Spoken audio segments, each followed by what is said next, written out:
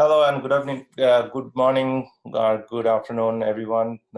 Thanks for joining us for this installment of the Cyber Future Foundation live sessions. And I see many of you have joined again, and thank you for rejoining us. As you probably have been tracking with this, with all the sessions that we have been doing, uh, it's primarily around putting together a body of knowledge for cybersecurity readiness, and nothing probably makes it more apt to have the managing director for Cyber Readiness Institute. So this afternoon we have with us our guest as Kiersten Todt.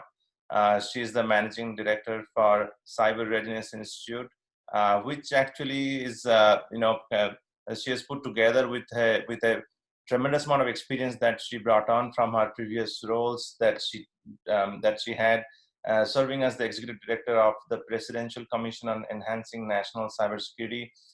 She collaborated with the same team, the same co-chairs who had worked with her all along to put together the report that was comprehensive towards national cybersecurity. And I think one of the biggest the areas that we have seen and we have talked in these circles across the cybersecurity industry is that small and medium businesses, these institutions and organizations are vital to the economy for any country you go, and especially in the US, 40% of the economy is actually run by small and medium businesses. You can probably see when people and the entire administrations and local and state governments, they panic when so small medium businesses actually had to shut down during this crisis. While many of them have been shutting down their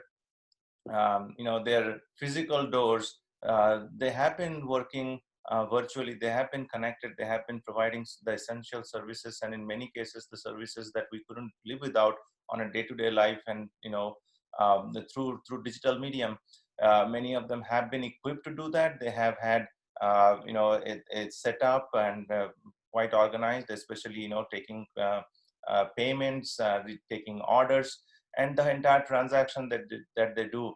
And whatever has been happening the last 3 or 4 months now has probably got us at least 3-4 years or 5 years ahead of where we are before this COVID-19 pandemic hit us. And frankly speaking, I believe this is an underserved community within the overall sector and industry. Small and medium businesses are typically, they don't have the wherewithals and the resources and the budget to have a fully equipped cybersecurity program.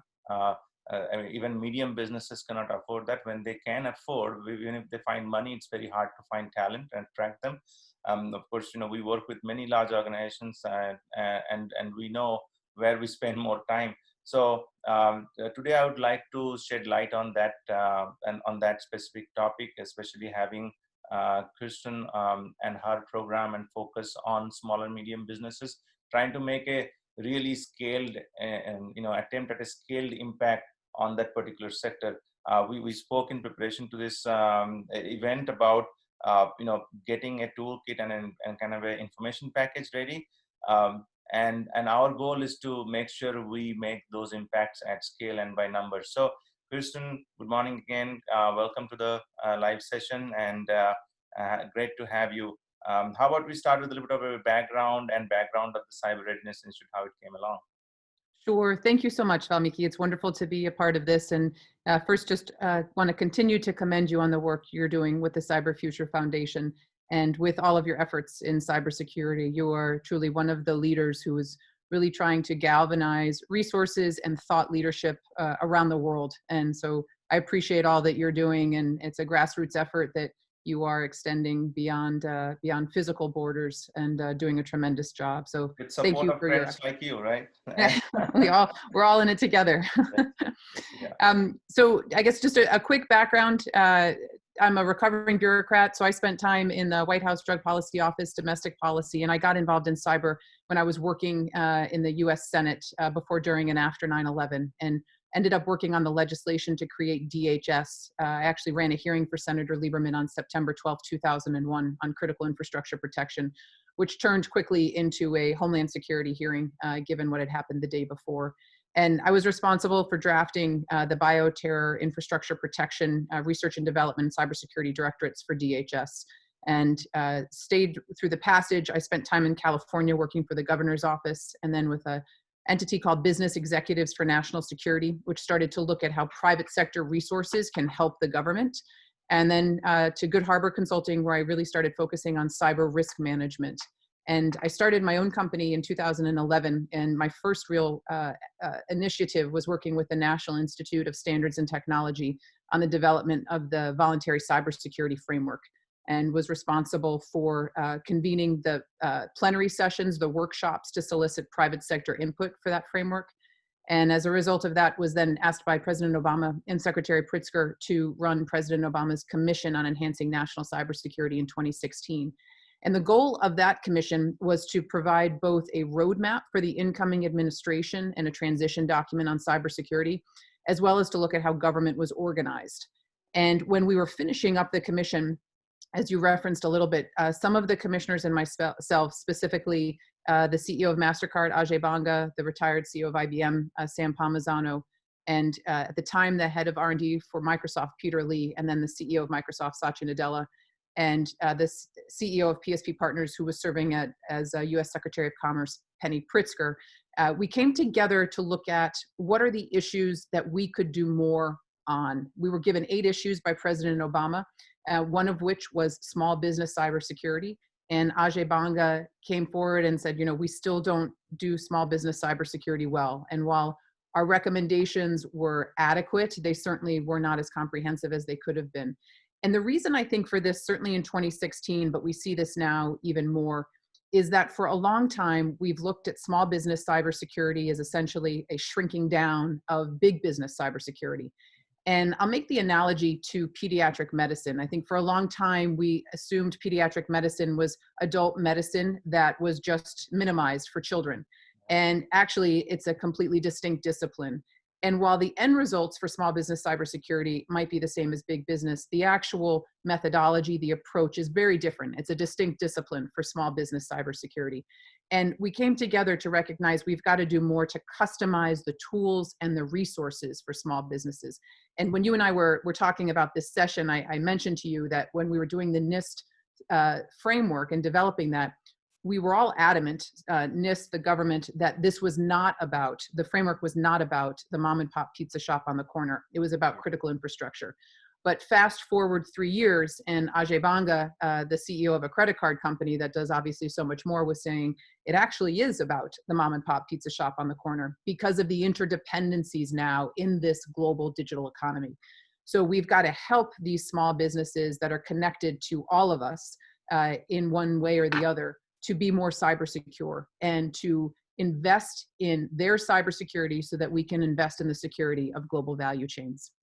And I can talk a little bit more about CRI, but I'll stop there for a moment. Oh, sure. And I think, this absolutely leads on to the work that you're doing and the structure you're putting, the toolkits that you're developing, and how you are engaging, right? So let me take on the concept of small and medium a little bit, and because that was a good point of contention, right? When you think about small and medium businesses, you can hardly go on to this individual mom and pop shops, which are essentially thought as small businesses, right?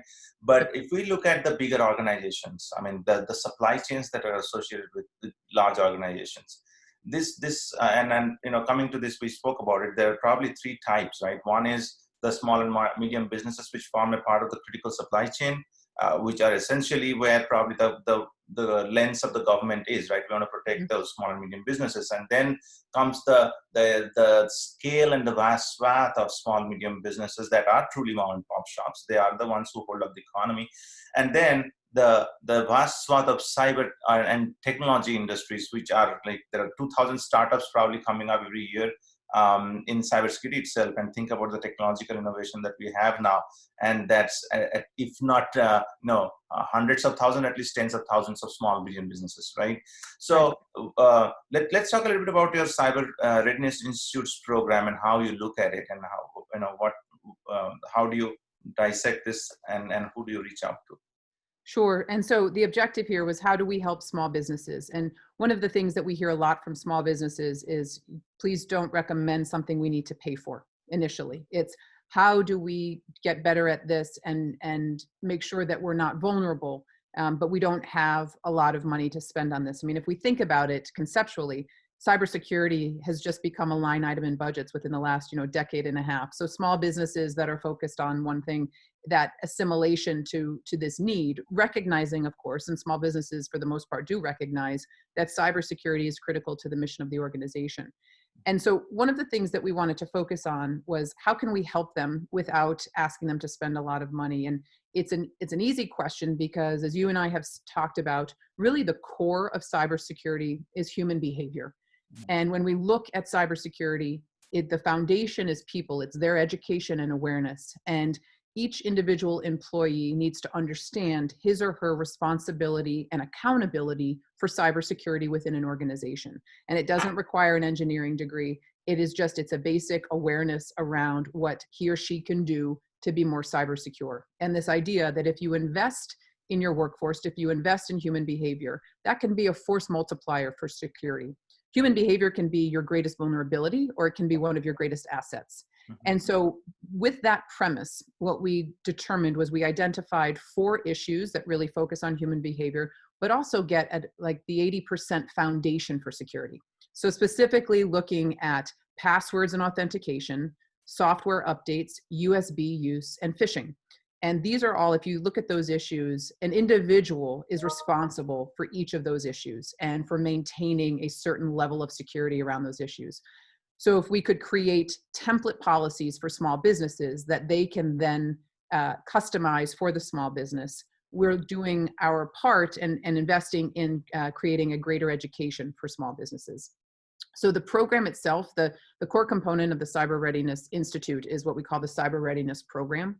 And it's a 5-stage self-guided program that starts with organizations identifying somebody within the organization to shepherd the group, the whole organization through it, but focusing on educating the workforce on these issues and understanding that it all comes back down to the individual. And just to add the analogy, we've all heard the analogy around driving a car. You don't have to be an auto mechanic, but you have to have, the basics, keeping the air in the tires, knowing when to change the oil, all of those elements. And there's a certain level of awareness and education that comes now from everybody being involved in the digital infrastructure of a company and the importance of their education. Right, and that's great. I think that is an essential foundation that they can build on based on their need and their growth and their objectives. Like it truly aligns with their business drivers and demands, as probably is with any business, right? So I think when you take your program and to this small medium businesses, do you see a readiness to accept? And why I say that is because when I have worked with just in my CFF capacity with small and medium businesses, I think they are keen, they want to know, but soon after they just forget until something hits them, like a phishing scam they got, and then this is through my interactions with folks that I do in my daily life. I mean, just people around me in my neighborhood, and being a curious person, I just go around asking shamelessly.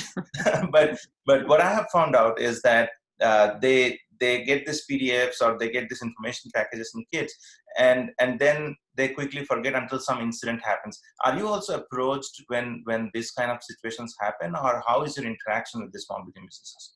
So it's a great question. And there are a couple different ways that we engage with small businesses. So I'll start a little bit more on our structure. So the Institute has corporate members that are working with us to share their resources and their tools and their supply chains to help us develop the content and then also to distribute the content, because we are only as good as the small businesses who are using the content.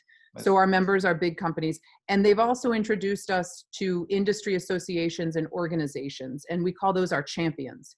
And champions are industry organizations and associations that have broad networks. So the Auto ISAC has been a tremendous champion for us, as well as the International Chamber of Commerce and others that are connecting us to their networks. And so that we can then distribute the program out, and then we get feedback. Everything is free, the content is free, but that ecosystem provides an educational loop. So for example, early on in our password policy template, we talked about a 64-character passphrase as being the strongest, most resilient password. It did not take long for us to get feedback from small businesses to say, there is not an application that we use that allows for 64 characters. So we went back and obviously revised that, and that becomes critical to this. Small businesses come to us in many stages. They come to us recognizing that they need help because they haven't spent enough effort on this and they don't know where to start.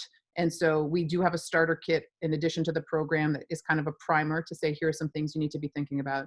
Or they'll come to us after something has happened. So we had a small business in Florida, and we're a global organization. So we have offices in Geneva, and we're working across all the continents. But one of the examples I'll share is that we had a small business in Florida that came to us after they had malware put on the network. And actually the small business ended up going under. The owner of the small business wants to start another business, and she's looking at, how do I create that infrastructure from the beginning? So I'm not playing catch up, and I'm fully aware of what my responsibilities are.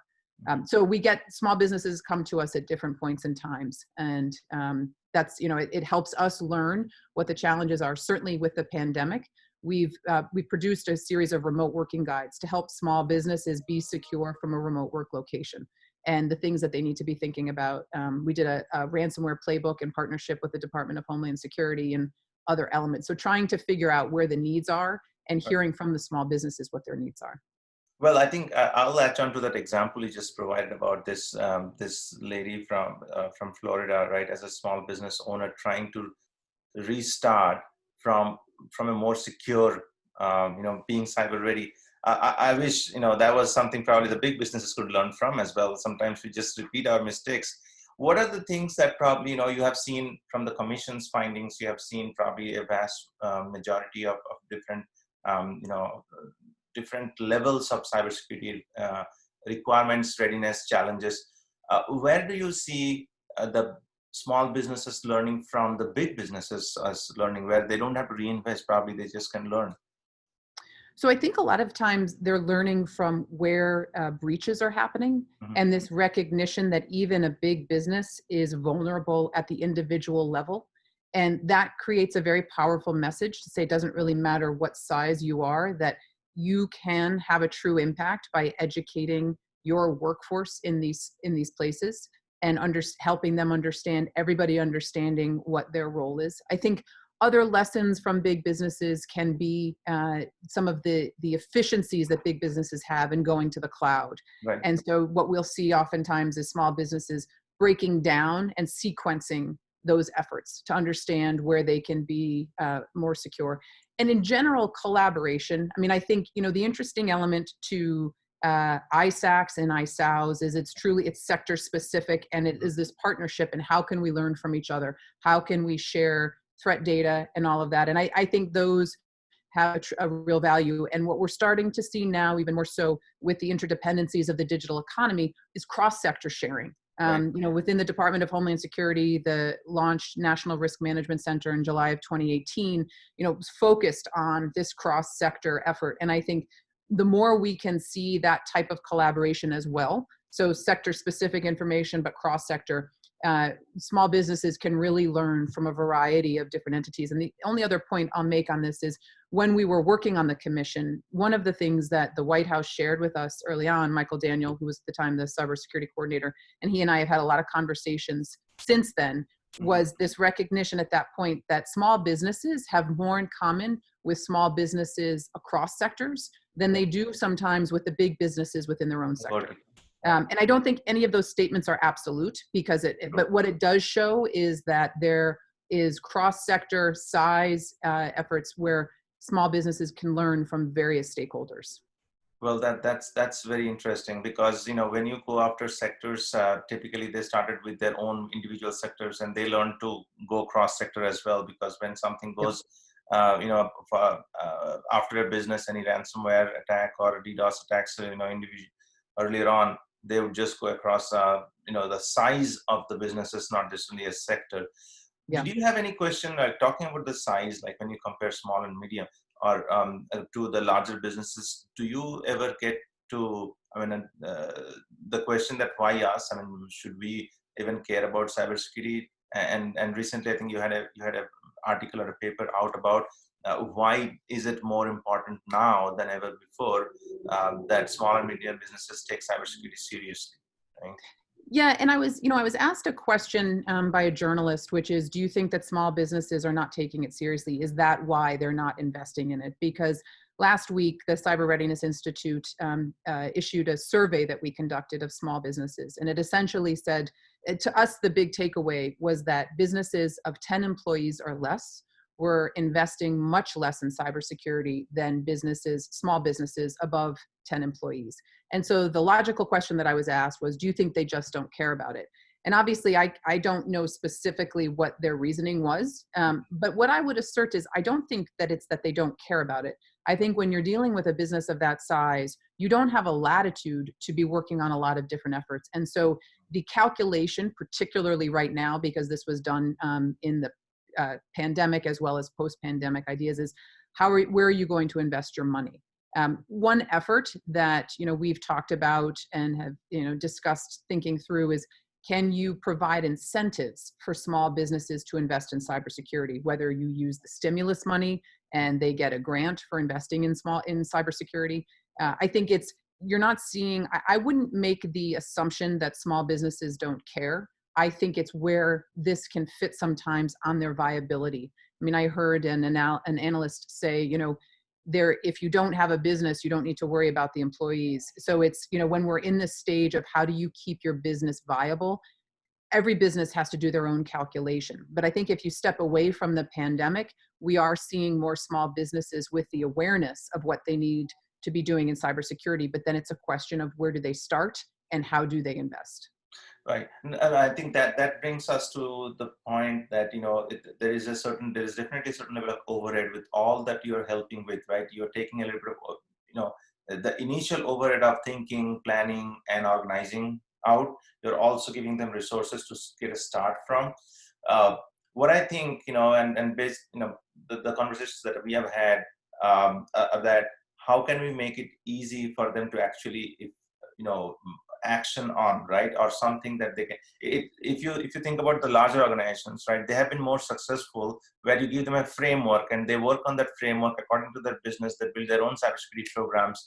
But smaller businesses, from what we have talked between ourselves and as well with the larger community, is that they need to be a little bit more prescriptive. You have to give them a set of tools or direct them to a certain way, right? So what is your thought around something that we talked earlier, right? How can we put a cyber care package together that has the readiness toolkit that you have, and that talks about the different controls and the hygiene and some level of overhead is taken away, but actually something that they can click and check and subscribe to, right?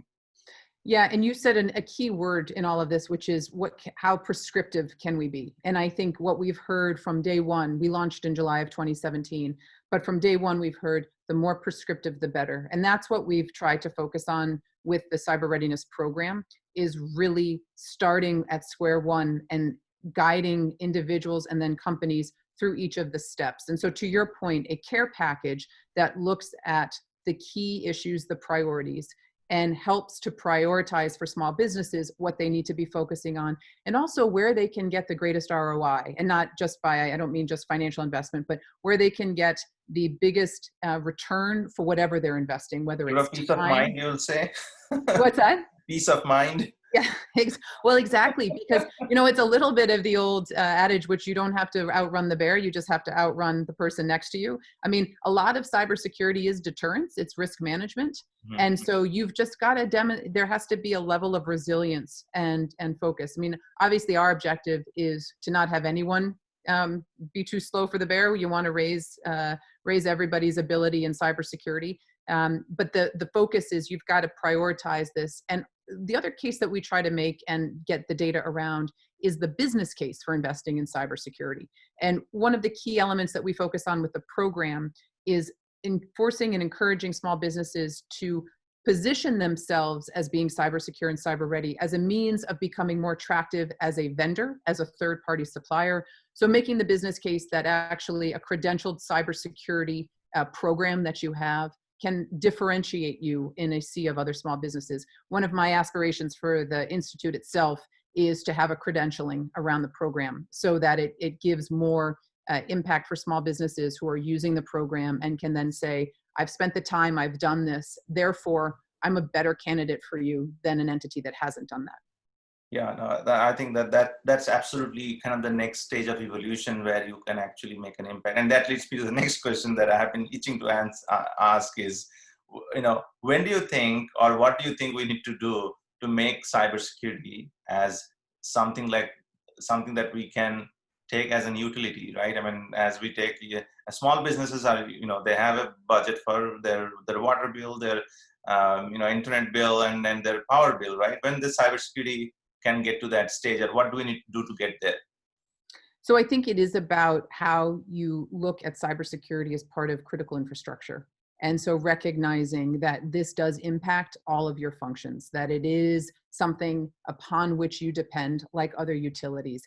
I don't know sort of the economic model for how to do that necessarily, but it is about the business case. How do you make a business case? And so one of the other elements I talked about sector-specific work, where sector-specific work has been very impactful, is making the case for helping businesses see how they could be vulnerable. So one of the things that we do at the Cyber Readiness Institute is we conduct small business advisory groups where we bring in small businesses, user groups, to talk about their experience with the program, and that's how we get some of the feedback. And we had a mega church in Texas talk about how they were breached. And that breach was actually the primary tool for how other entities, other churches started to become aware. Because up until that point, they were like, why would anyone come after us? But when they see, I mean, that's one of the things that we have found as an effective tool. When you see other businesses like yours in the same sector or doing something, go through something like that, that can be very powerful. So we try to use those case studies across as many sectors as possible to demonstrate that it can happen to any business.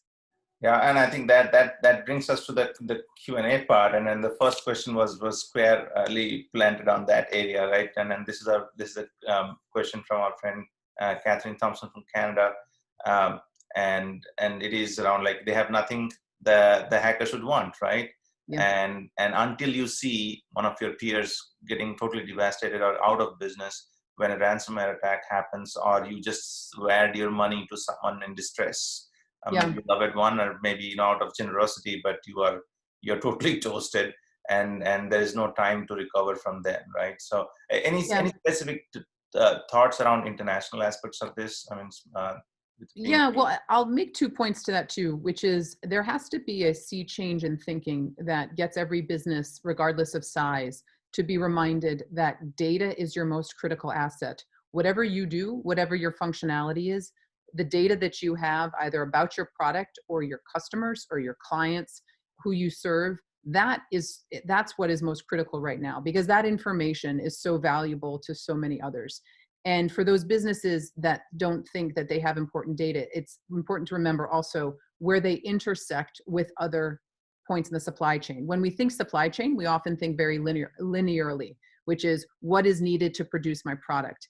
But because of the interdependencies that I referenced early on when we were talking, it's actually, we have to be thinking much more effectively globally around where our supply chains are. So there's Nicole Porlroth of the New York Times did a story a couple years ago about an oil company in Texas that was hacked, not by somebody penetrating their firewall, but because the malicious actor actors had been on the network. It was a nation state, and identified that engineers were downloading the menu from the Chinese restaurant down the street after 6 o'clock. And so they put the malware on the Chinese restaurant menu. There is also a non-public example that is probably will come out soon around a systems integrator that was hacked through a health club. And the health club was hacked in order to target a senior executive at the systems integrator. And so when we think about supply chains globally, it's recognizing that with a global customer base, employee base, everybody has these points of vulnerability. And that just goes again to the emphasis around educating your employees on their digital profile and the security of their digital profile. Well, absolutely.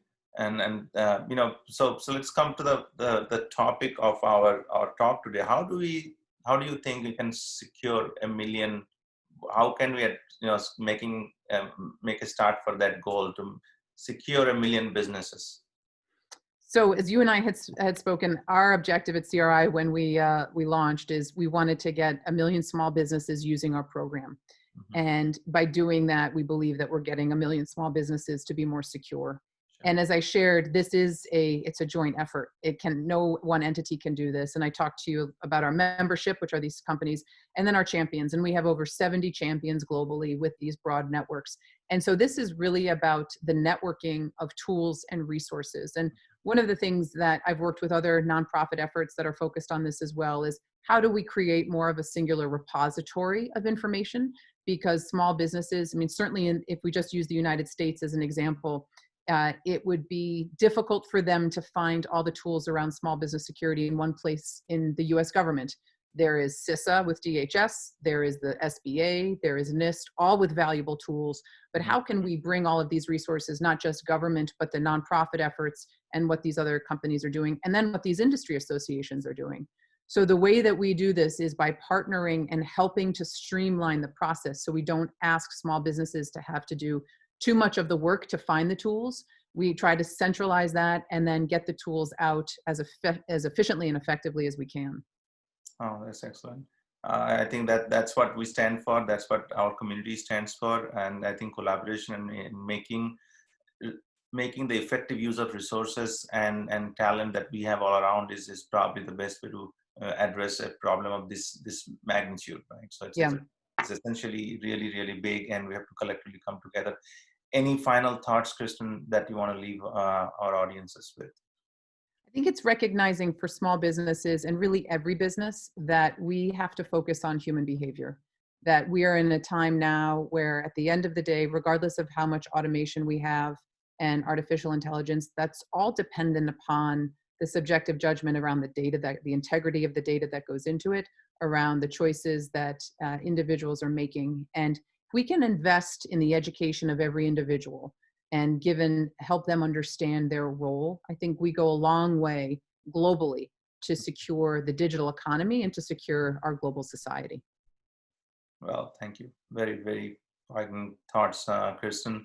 And it was great pleasure. I think we could have just talked for hours now on this topic. And of course, absolutely. That's probably our goal is going to be making sure that we take the ideas that you have worked on and the tools that you put together to a larger community. And as you said, collaboration is key here.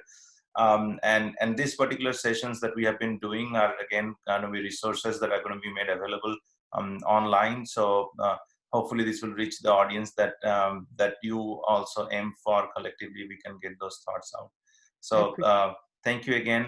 And as a follow up to this, this is kind of this is probably the last one we have in month of June. We have had a series of CFFLive sessions. We're going to use next week as our planning meeting, as many of you know, and then come back in July. We have another set of very exciting speakers and leaders who have gone through these changes, as probably Kiersten lived her experience and shared. Our next speaker will be Keith Herndon. He's the Chief Information Security Officer at Baker Hughes, and Keith is going to talk about the transition and the transformation that his business went with, and how he's working to protect and equip the digital transformation of Baker Hughes. So great, another great session coming up. So thank you for joining us again, Kiersten. Thank you all for joining, and have a good rest of the day. Stay healthy, and we'll catch you soon. Thank you. Thanks so much. Thank you. Bye-bye.